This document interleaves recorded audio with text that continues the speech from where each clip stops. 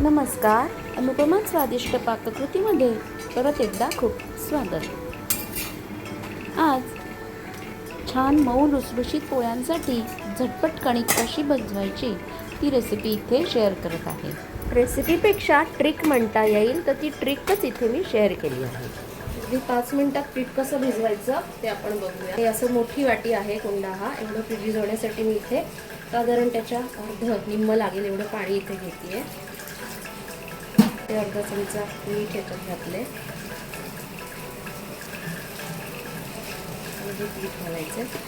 असं खोलगट बाउल ह्याच्यात घ्यायचं आणि फक्त बोटं ह्याच्यात आपल्याला मिक्स करायची आहेत. बोटांनी हे कोरडं कोरडं लावत घ्यायचं सगळीकडे.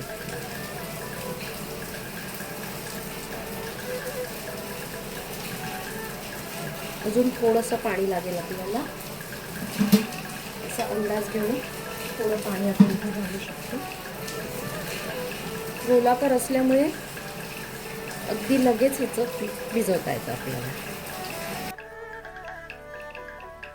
अगदी 5 मिनिटात 2 मिनिटातच माझा पिठाचा हा छानपैकी एकसारखा गोळा झालेला आहे.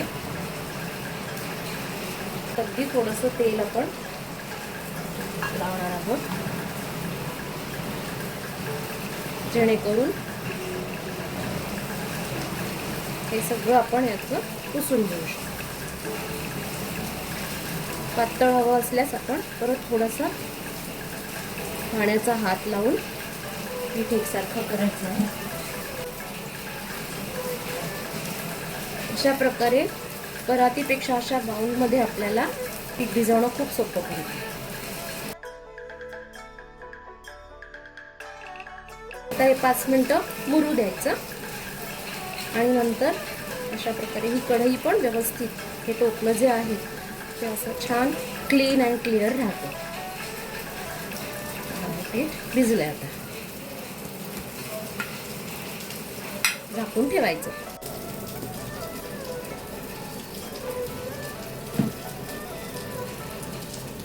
अशा प्रकारे याला तेल पुसून बघू शकता.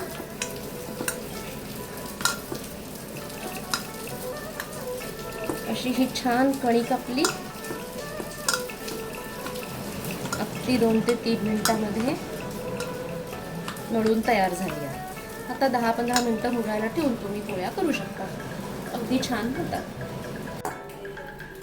हे 5 मिनिटांनी पीठ असं छान भिजलं आहे. पहा, भांडं देखील किती क्लीन आहे त्या मानाने. तर अशा प्रकारे अगदी 2-3 मिनिटातच आपण अशी कणिक भिजवू शकतो. Thanks for watching.